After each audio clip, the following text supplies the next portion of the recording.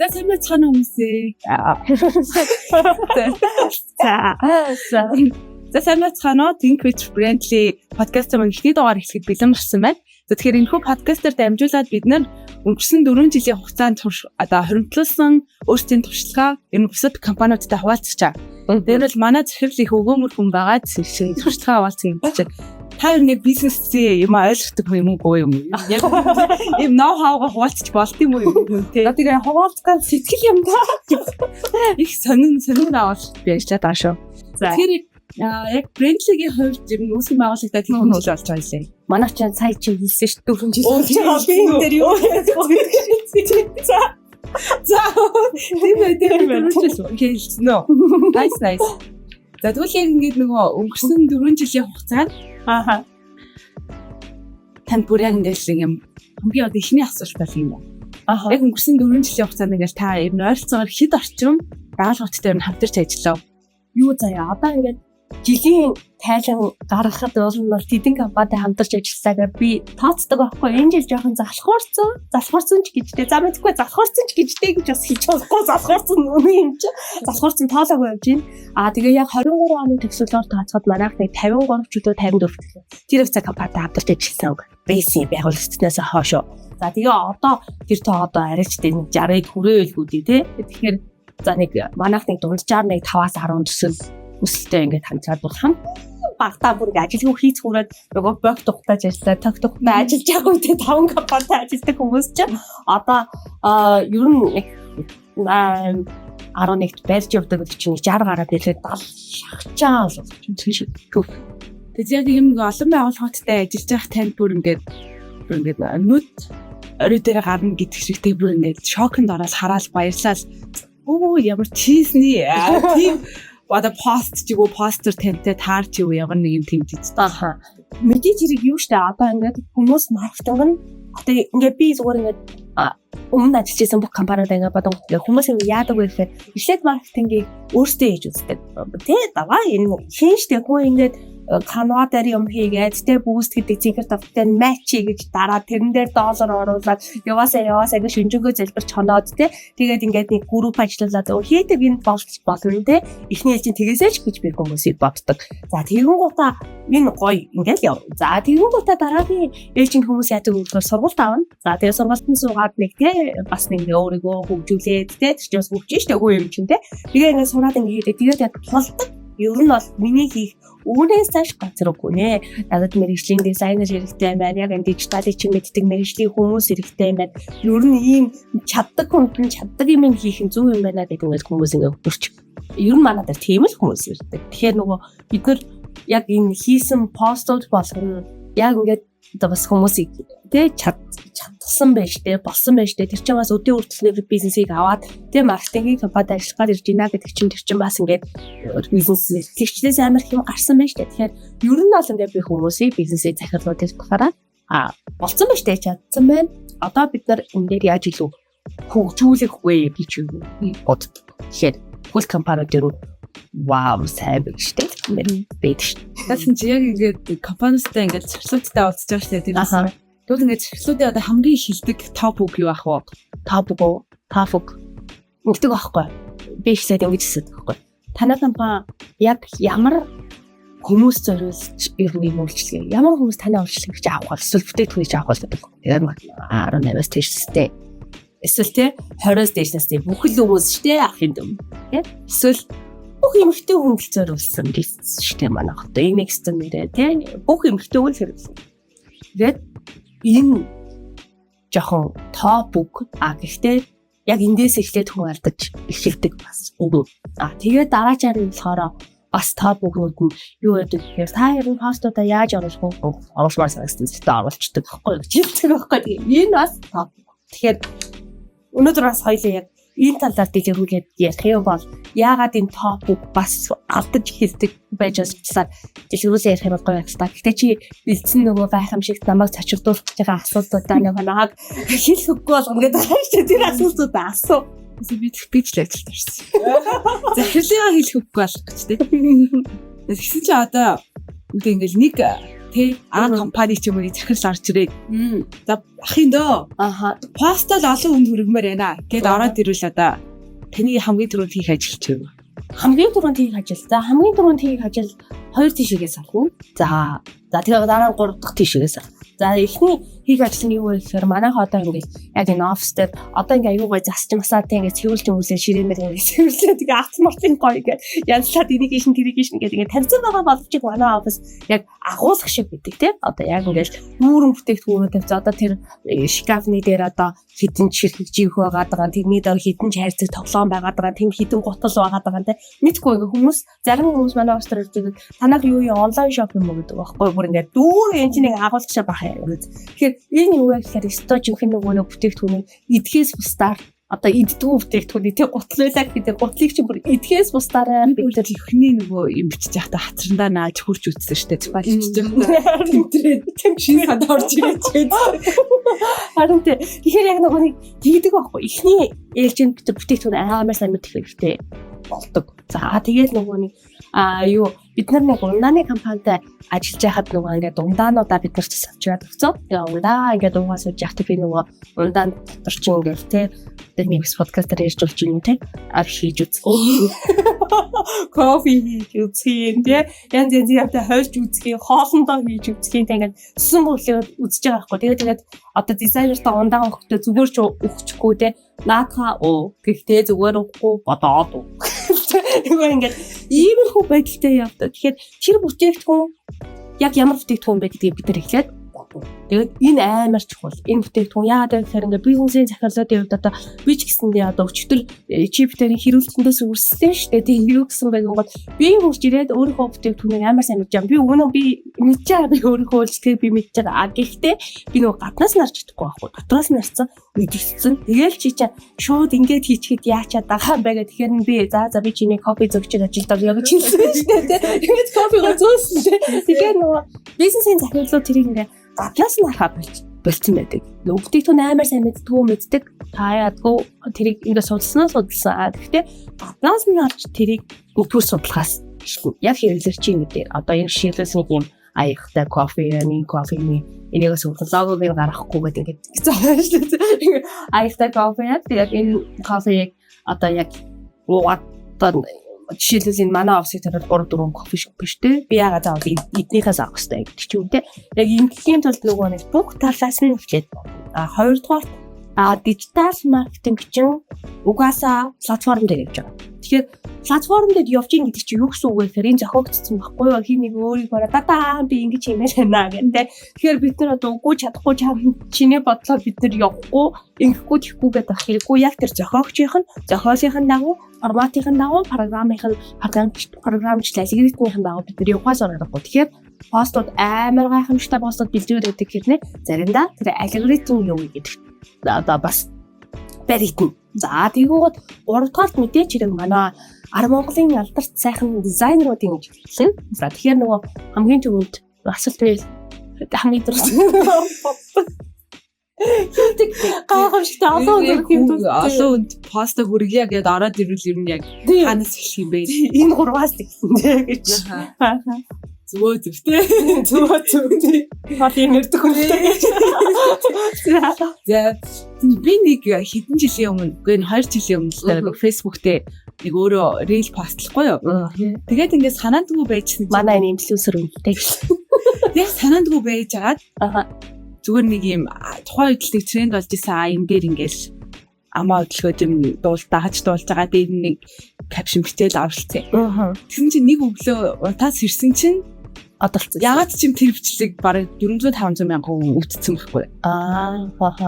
Тэгсэн нэ тэрүүнд би үж атсан хэрэг болж штэ тий. Ингээ ер нь яваад болно юм шиг гэж бодохгүй юу. $4 явраа гэдэг. Тийм тэгээд гэтэл яг тэрний араас дахиад пост оруулахад яг 900 2000 хүн ч үзсэн байгаа. Тэгмэд нөгөө нэг юм одоо алгоритм захирагдана гэдэг юм санаандгүй ойлголт байгаа юм уу? Эсвэл яг тэр нэг дүрм журманд нь ингээд баригдсан юм санаандгүй хийцэн чинь тэр нь эсвэл олон хүн үзчихээд байгаа юм уу? Юу би бас нөгөө компаниудад надад бас дандаа явдаг. Үгүй тэр нь юу вэ гэхээр сайн маркетинг хийzээ санаандгүй би болохгүй. болохгүй. Энэ юу гэсэн үг вэ гэхээр чи яг азтай байсан.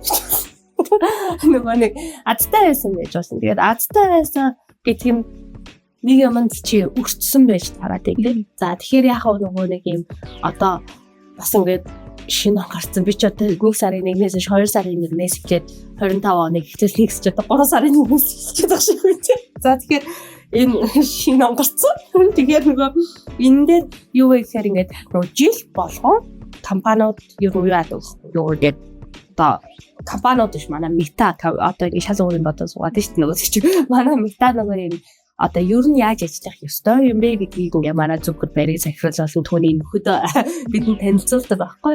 Энэ танилцуулга гарсан байгаа. За тэгээ энэ танилцуулгын талаар ер нь ингээд харахад нэгдүгээр нөгөө нэг хамгийн гол нь таалагдах шүү гэдэг. Тэгэхээр чи таалагдах юм хийсэн. Одоо тэр яасын тэр эсвэл нүрээ гоё бодсон байсан юм. Мэдгүй те хүмүүс таалагдах. Хэрэглэгчдэд таалагдах. Юу гэж хэлээд байгаа вэ гэхээр ер нь бол нөгөө нэг юм оноо гэдэг хүчин зүйл байдаг. Ер нь Facebook дээр ингээ контентыг олгож хүргэхэд 4 хүчин зүйл байна л да. Гэхдээ энэ зөвхөн алгоритмын талаас буюу эхний тэр нөгөө нэг одоо ерөнхий стратеги, утга санаа, контентын агуулга маргуулгын талаар бид нар бол дараагийн подкаст дээр ярив. Тэрийг ярих юм бол чин чамаг нөөшөнд хариулахгүй заяа. Тэгэхээр хоёлаа зүгээр алгоритмын талаар шүү дээ. Бас яагаад утсан дуурайд байгаа юм те. Краш мөшин залгаа байгаа шүү.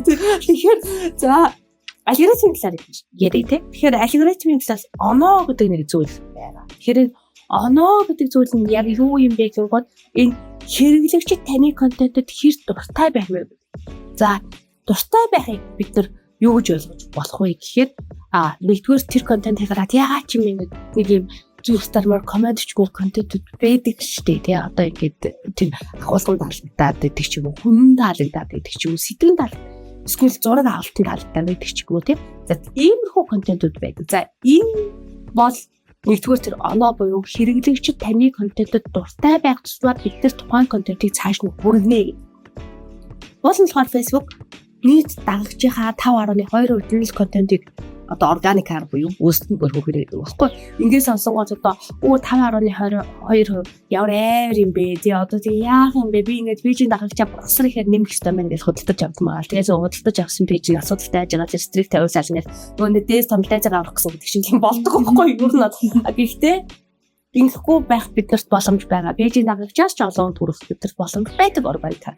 Энэ боломжийн юу вэ гэхээр ер нь Facebook юм тухайн контентэд би дуртай бай гэж үтэй. Тэгэл чи битэр өдөр шөнөгүй чатлаад ингэж байж идэг штэ. Тэгээ би тэгэл тэр контентэд дуртай байгаа зүрх мөхтараад штэ. Коммент модчээс зүггүй. Тэр контентыг чи инглиш байгаа юм. Тэг краш байгаа явуулаа шээ үзээч хөө. За тэгээд ингэж байх юм бол нэг аттай ингээд ойролцоо байдаг хүн тэр контентыг дахиад харуул. Хүүш цаад намууч Тэмс тим яриад тим контент үзээд чи бас үзээч чи юу нэмээс жоохон хоцрохгүй шүү юу дутхгүй энэ төр гэдэг ингээд харуулдаг байхгүй. Тэгэхээр энэ мэдчлэн хэрэглэгчд дуртай байх туслаа Facebook цаашаага тархаасаар байдаг тэр контентыг үзүүлсээр байдаг. Тэгээ viral болоод байдаг шалтгаан ч гэсэн гэж байна шүү дээ. Тэгэл ерөөсөө нөгөө найзуудын групп чатанд нэг ижил рилүүд 2-3-аараа зэрэг орч ирээд байдаг шалтгаан ийм юм бэ? Тийм байдаг байхгүй.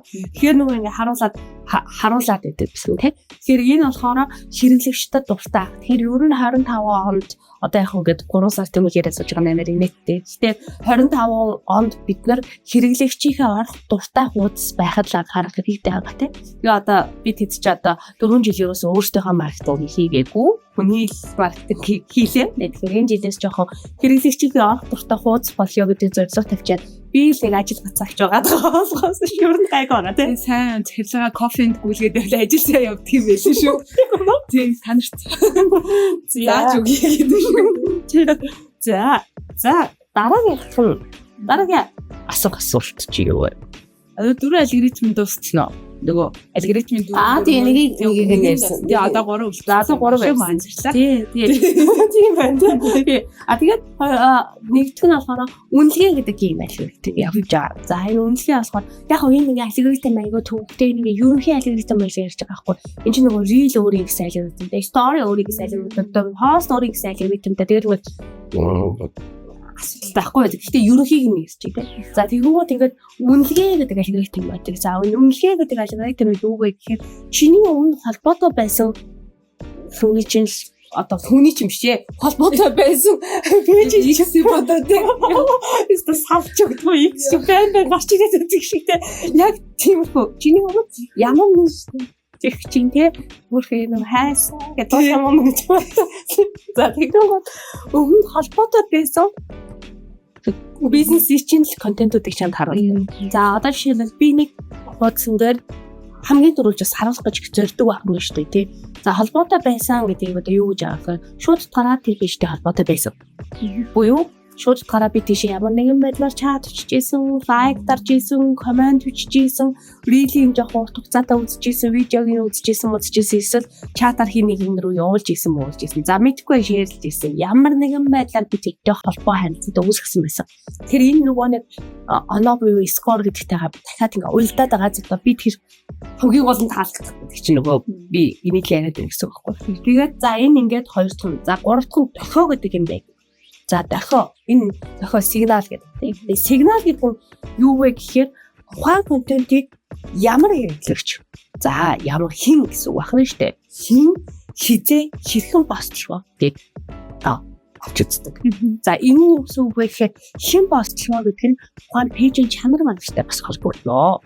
За энэ болохоор ингээд ямар утгатай вэ гэхээр пэйж дээр өөр дээр нэг пэйж хэрэг ирүүл пэйж вэ гэдгийг ингээд дээр нэг ногоороо шараад улсаанаад ингээд гарч ирж байгаа. Өмнө ямар ч эрсцгийг даваагүй байх хэрэгтэй, хязгаарлалтууд авах хэрэгтэй тий. Тэгэхээр ингээд Facebook дээр өөр дээр community стандарт гэдэг юм policy, community policy, community стандарт гэдэг юм байгаад байдаг байхгүй. Тэгээд тэрийг зөрчдөхөө байх хэрэгтэй. Зөрчдөхөө байх хэрэгтэй. А тэрийг зөрчнө гэдэг нь маань одоо ингээ олон юм болно шүү дээ. Спам гараад тэгээ зориудаар комент баг ажиллуулсан юм бас зөрчиж байгаа нэг хэлбэр. Их мета ч айгу ухаантай ах нь шүү дээ. Тий нөгөө тийм инвесттэй юм байдаг шүү дээ. Zuckerberg нэг хүү хэлчихнэ. Хаа таныг манай юу лээ?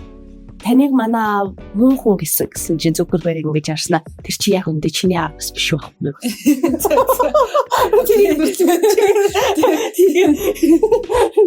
За тэгээд амар ухаантай. Тэгээд юу вэ гэхээр сая тэр дохоо гэдэг тэр нөгөө пэйж хэр ирүүл байж вэ гэдгийг мэдчихтэй. Зориудаар спам дараач баг ажиллуулаад байна уу. За контентийн хувьд ч гэсэн одоо ингээд нөгөө нэг юм сурталчилж болохгүй зүйлүүд байгаад байгаа шүү дээ. Тэр сурталчилж болдоггүй зүйлийг сурталчлаад байна уу. За тэгээд одоо нөгөө нэг юм контентын дээр одоо би эсхийг хэд одоо ойртуулж авах бус үг хэллэг ашиглах гэдэг янз ингэж болохгүй гэдэг юм байгаа. Тэгээд ингэж болохгүй гэдэг юмнуудыг зөрчдөг пэйж вэ нөө тий. Ерөн зөв бол зөөлөн замбуулын шүү гэж хэлж байгаа. Пэйж дээр хүртэл.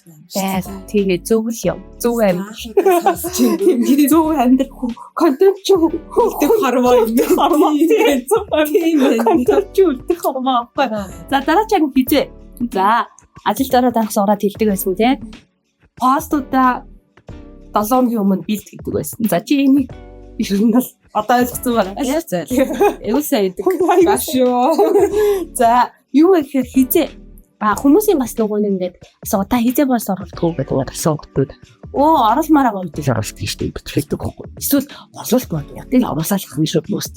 За тэгвэл манай дээр бас хүмүүс ирээд юу юм бидний юм бачин байдалд оролцдог юм байна. Тэрний өвөөс ахын до манай борлуулалт яг маргааш ихгүй болохгүй. Маргааш нөгөө нэг Валентин чаглаа цэцэг тийм зармаар байна. Ахын яг одоо өнөөдөр сугаал мэд юу ч хамаагүй болж гоё байна. Одоо надаа хийгээ шууд болчихлоо гэдэг. А энэ дээр бид зандаа болж хэлдэг. Яагаад үгүй гэж хэлдэг вэ гэхээр энэ боломжгүй. Яагаад вэ гэхээр нэгдүгээр би тэр бүтээгдэхүүнийг нөгөө юм дээрсэгчлээ ойлгохгүй байх биш яаж заах юм бэ надад энэ ойлгомжгүй. Энийг маркетинг гэхгүй шүү дээ. Пост тавиад буст хийж байгаа юм маркетинг биш. За тэгэнгүүт та нөгөө нэг ингээд энэ дээрээс нь тухайн постыг бид нар яг юм юу хийдэн постлох хэрэгтэй. Одоо нөгөө юм актив цагууд гэж энэ цагууд янз янзаар гарч ирдэг. Энэ нь юу гэсэн үг вэ гэхээр заримдаа зарим пэйж актив цагууд Insta дээр нэг өөр актив цаг гарч ирээд Facebook дээр нэг актив цаг гарч ирээд тэгээд заримдаа миний төчл бас нөгөө хийгээгүй рeel бодлоо загнуулдаг тий сугараа энэ бос чи Insta дээр ороогүй гэдэг юм надад орно шүү. Актив цагаа гэдэг юм уу тэгээд тэгэхээр хизээ буюу ийм ч бас 7 хоногийн өмнө бид нар постоо бэлдээд энэ 7 хоногт орох постууд нь билээ. Яг тэр актив цагтаа бид нар schedule хийгээд оруулдаг байх хэрэгтэй.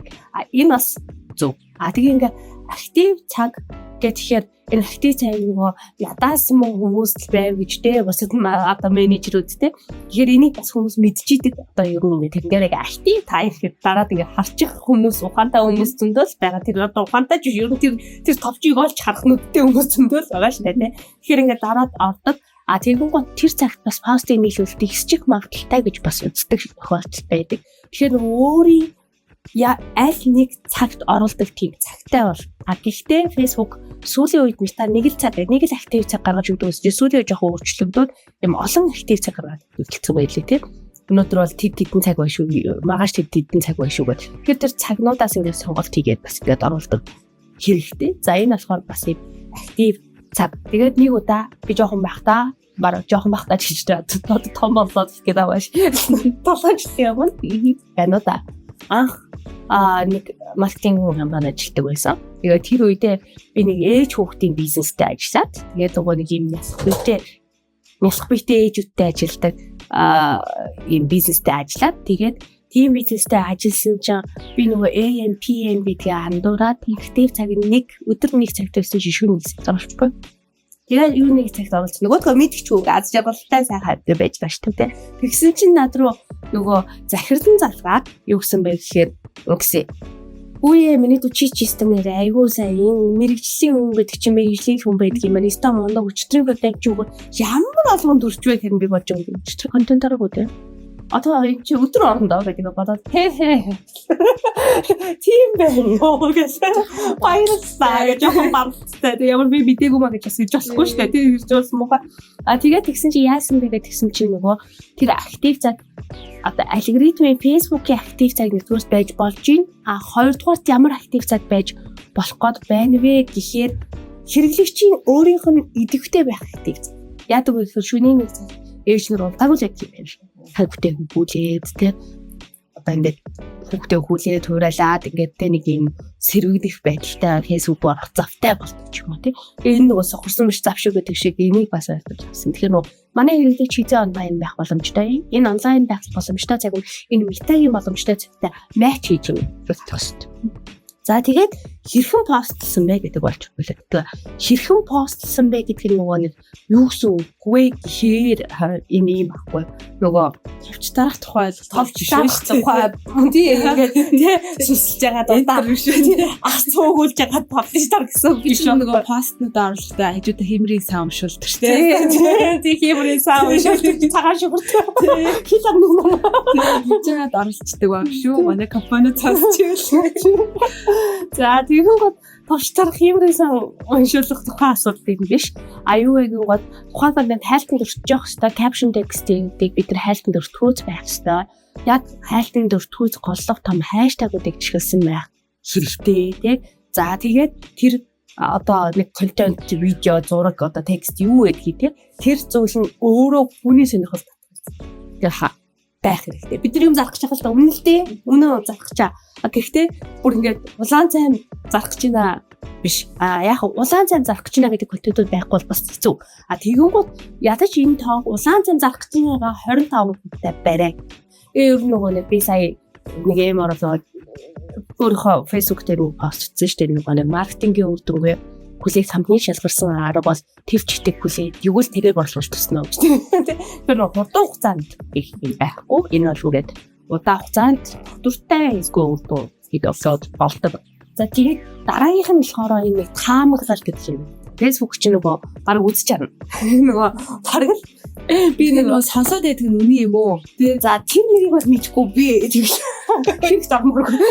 За тэрхүү таамаглал гэдэг нэг ойлголт байдаг. Энэ пост ер нь ихтэл энд хүрэндээ гэдэг юм. Таамаглал. Тэрийг бол маркетер өөрөө тамдлан гэсэн үг биш үү? Мета өөрөө Бүр юу вэ гэхээр тэр чиний нөгөө нэг ягаад би сая нөгөө нэг хэлсэн шүү дээ нөгөө нэг зөвхөн амьдраарай контент ч үлдэх хорвоо шүү гэж хэлсэн шүү дээ тий. Тэгэхээр яг энэ шиг хариу үйлдэл хэр хэмжээд авах уу?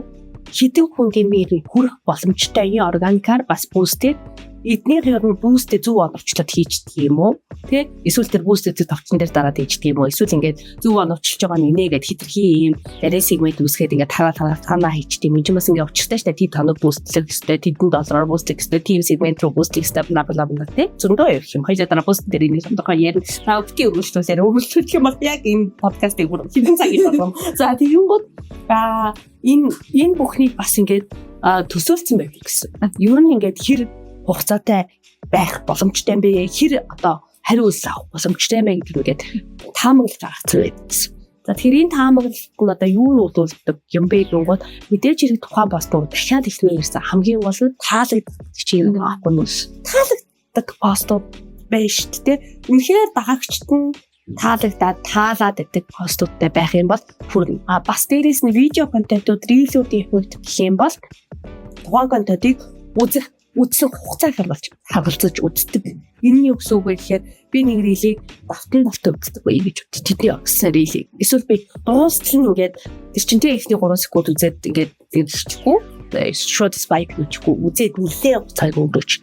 За ингээд байдаг байх юм бол энийг сайн контент нүүдэлдэг юм байна гэдэг. Сайн контент гэдэг нь өөрөө тэгэхээр өнгөн амар гоё гэсэн. Мэдээ чухал та одоо дизайны ажлыг бас чухал гэдэг би амар санагдана. Гэхдээ энэ чинь бас тэр агуулга буюу маркетингийн ажил бүр чухал байхгүй тийм. Тэгэхээр яг ийм сайн контенттэй байдаг байгууллагуудын хувьд бол цааш яаналаад.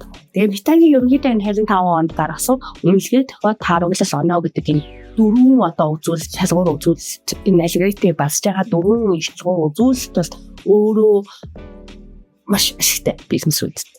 Би бол тэгж харж байгаа. Дээрээс нь маркетингийн байгууллагуудад амар челленж.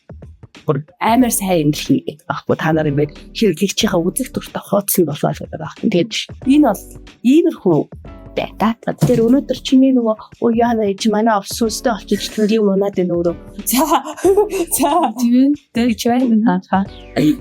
Тэр ер нь бол нөгөө яг энэ одоо өөртөө хийсэн контентийг тий олон хүнд хүргэх үнэхээр сая үзэлт авах ч юм уу те 2 сая үзэлт авах гэдэг ч юм бол зүгээр нэг одоо чөлтөр тарах ч юм уу те нэг юм юу ч хамаагүй хийх хизээч хамаагүй постлох ч юм уу те энэ ойлголтоос ялч хөв биш ахна шүү дээ. Тэгэхээр бид нэр яг энэ алгоритмынхаа хөл одоо дүрм журм юмыг ойлгох те чанартай юмнууд хийх чаддаг хүмүүсийн оролцуулах ч юм уу те боломж юмнууд байгаа шин. Танд гой бас дүгнээд хэлэхэд нөгөө нэг хэрэглэгчийн орох дуртай хурцлалт тэгэл 25 онд уус маркетингийн за маркетинг гэхээр хэтэрхий томоломжтой барахгүй байна ч тийм. Тэгэхээр нөгөө нэг яг энэ дижитал саналчлалчид ажиллаж байгаа хүмүүс маань хэрэглэгчийн орох дуртай хуудсыг хэмжихад анхаар. Энэ ингээд эхэндээ жоохон суулталтай харагдав. Ямар суулталтай байх шиг борлуулалт гарахгүй байгаа юм шиг тийм. Контентын үзэлт амар өндөр байгаа гэдэг тийм. Тэр үзэлтээсээ одоо нөгөө ингэж одоо хүргэж үйлдэж орж ирэхгүй байгаа юм шиг харагдав. Гэхдээ энэ нөгөө нэг урт хугацаанд маш биднэрт ашигтай байна гэсэн. Тэгээд тухайн бүтээгдэхүүн дээр бид нэр ийм гоё контент хийх тулд энэ зүгээр миний кофе сайхан кофе мэндс зүйл уян кофе гэдээ яриад иж болохгүй шүү дээ. Тэгээ ингэж яриад иж болохгүй учраас энэ кофег яаж харуулах вэ гэдэг чинь одоо USP гэж хэлдэг тийм хэрэгчлээс юу вэ гэхээр одоо онцгой олгож харагдуулах тактик л байгаа байхгүй тийм. Онцгой ч юм уу эсвэл бусдаас өөр гэдэг ямар нэгэн ялгамж давуу талыг гаргаж ирэх тактик л байгаа байхгүй тийм. Тэрнээ нэг талаас бүтээгдэхүүнтэй бол бүгд нь явгал талаас энийг авч байгаа хэрэглэгчтэйгээ холбоогүй. Энэ хоёрыг нийцүүлэл нөгөө нэг богцоодаг болгоно юу гэлээ бог намдаг болгоцоодаг гэдэг шиг яг иймэрхүү юм болно гэсэн. Тэгэхээр нөгөө нэг энэ талаас бид харж чанартай сайн контент хийх тасаал байгаа. Тэгээ яг өнгөрсөн жил манай харилцагчид бол сая үзэлттэй контентууд бол хийсэн. За тэгээд ингээд үзэлтүүд бол маш сайн бид нар ингээд за ийм бүтээгдэхүүнийг ингэж харуулж бас болно штэ гэдгийг бол манай ингээд дизайнерууд маркетологууд бас ингээд гаргаж ирээд түрээд хийсэн. Тэгээд энэ үзэлтүүд энэ пэйжийн чанар гэдэг зүйл өөрөө эргүүлээд маш сайн үр дүн бид нар давж ирж чадлаа гэхэд энэ дээр бид нар бодож л хэрэглэгчийн ард туртаа хуудсан болох юм бол бид нар таалагдана. Тэгэхээр хамгийн гол нь таалагдах. Ялцчгүй пэйж гэдэг чинь яг бизнесийн нэг гол бараг зэрэг шиг жиглэн шүү дээ. Одоо манай нэг харилцагч өөрчлөсөн. Би бүр ингээд пэйж алдчихгүй гэдэг ингээд бүр амар санаа зовлоо. Би тэгээд тэгэхээр өстой харин тийм ээ одоо ингээд тэрийг бид нар олж авсан л да мэдээр өгсөн. Яг тэгээд тэгсэн чинь би шүүмнээр урсангүй их нэртэй энэ тухай хэлж чадсан. Хөгж байгаад байгаа үг юм. Тэгээд миний пэйж миний бизнесээс ч үгүй байна гэдгийг би ойлгосон. Яагаад вэ гэхээр тэр ингээд бас сайн хөгжүүлсэн пэйж бид нар олон жил хамтарч ажилласан газар. За тэгээд ингээд тэр пэйж маань өөрөө яг юм органик хандлага бүр асар өндөр өдөртөө бид тэр бүсдэхгүй байсан ч гэсэн мэдээд олон өндөр өдөртөө. Гэхдээ өөрөө бас бүстэндээ гардаг тэгвэл хүн байдаг. За тэгэхээр иймэрхүү байдаг учраас энэ пэйжийг маш зөв авч явж амжигээ бизнес шигээ тайлбарлаж гэсэн. Их хүчээр жанцангийн цадах жанцан гэдэг чинь би ч юм бол ер нь танилцал явж байгаа шүү дээ. Тийм учраас уушиг судлах хаах ойлгох мэдрэх юмнуудаас өсөх байгаа санагдаж байна. Тэгээд дараагийн дугаараар гоё юм дэлгүүр тий. Хоёул өшөө дахиад ингэ дэлгүүрүүлээ. Тэгээ хүмүүс маань бас бичвэл зүгээр тий. Одоо ингэ ийм мэдээлэл авбараа одоо постийн сервис мэрэн эсвэл одоо яг энэ подкаст маань өөрөө бид хэд ямар сэдвэр хийж байгаа гэхээр think with brandly буюу brandly-тэй хамт бодцгоо. Тэгэхээр бид нэр бодуулмаар байгаа юмаа комментээр бичээрэй тий. Одоо ийм та нараар бодуулмаар байна бодоод өгөөч. Тэгэх юм бол бид нар бас бодох эйгүү дуртай хүмүүс. Тийм бодох байгаа. Москвад намайга кофенд үзэж байгаас бодчих тий. Оо тийм цогцсон шүү дээ. За тэгэхээр та баг тийш харан шүү. За тэгэхээр энэ удаагийн манай подкаст маань энэ түрээд өндөрлөө. Яг үүндээ арын камер зогссон байгаа учраас сугаа маань жоохон нашлаад ирчихий. Жоохон техникээс авчих гавлаа. Тэгээ яаж ирээд очичоод их чинь таахчих шүү. Аха. Энэ үл зураг шиг. За ингээд ихний дугаарын төгсгөлийг ингээд жоохон френзи хийчихээ шүү. Оо ахгүй нөө. Би ч Кичтэй. За би ч бас хайртай баамаа. За хайртай. За ингээд ихний дугаар маань дууслаа. Тэгээд бид нэрээр бодуулмаар байгаа юм аа. Комментэр болтоо. Yes. Bye bye. Голзи.